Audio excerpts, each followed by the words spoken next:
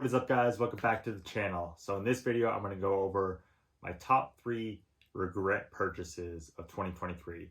For better or for worse, these are 3 items that I really regret purchasing this year. All right, the first item is going to be the Hypervolt Go.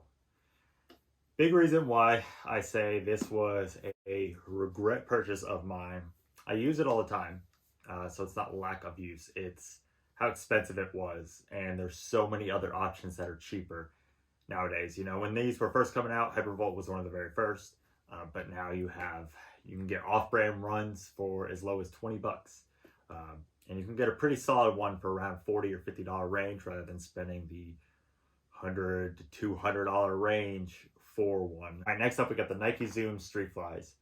I wanted to love these so much when I finally got my hands on a pair of them, but they just were not it. These are probably the shoes that I have the least amount of miles in. I don't know if you can tell by the bottoms, hardly worn. I've had them all year. There's maybe 30 to 40 miles in them, and I got these way back in January, I believe. You know, if these are designed for 5K or 10K, I would never wear these in even a 5K. I raced a couple road miles in these, like the Shamrock Shuffle Mile in Chicago. And I still didn't like them in the mile, so I use these a lot for workouts to give me that extra like pep in the step. But I don't know, it's not my kind of shoe. Did not like them. I don't even know if I'll ever put these back on, to be honest. All right, and number 3, a product that's going to shock a lot of you, since I just did a review on the Vaporfly 3s. Man, what do I say about these shoes? You can watch the review. I really, the only complaint I had in the beginning was the toe box. I felt it wasn't a winter shoe. It was more of a spring shoe just because my feet got cold on it.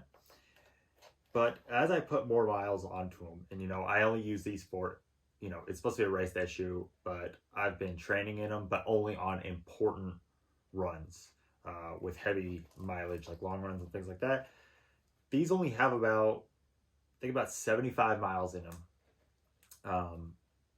And I feel like they were almost done like 30 miles after a big long run that I had.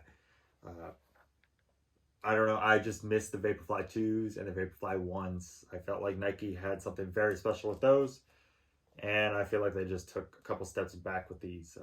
Like I said, the couple problems now that I'm running into is they wear out a lot quicker than the Vaporfly 2s that I've noticed.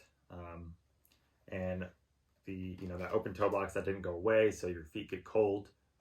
So it's definitely a spring shoe, and it just felt like it wore out extremely quickly, and it didn't feel that special of a shoe. When I put on, I still have my Alpha Flies, and I still have a pair of Vaporfly 2s.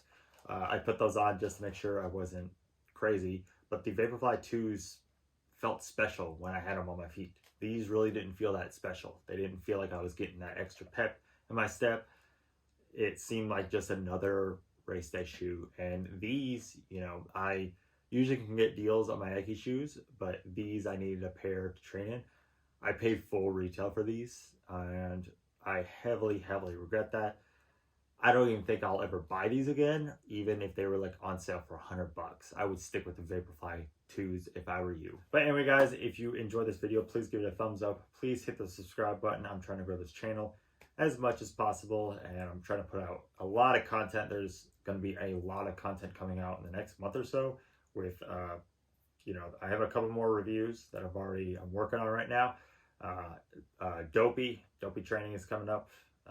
And the race is coming up. I'm going to do one peak week. That'll probably be the next video or so. So stay tuned for that. Anyway, guys, I will see you on the next one.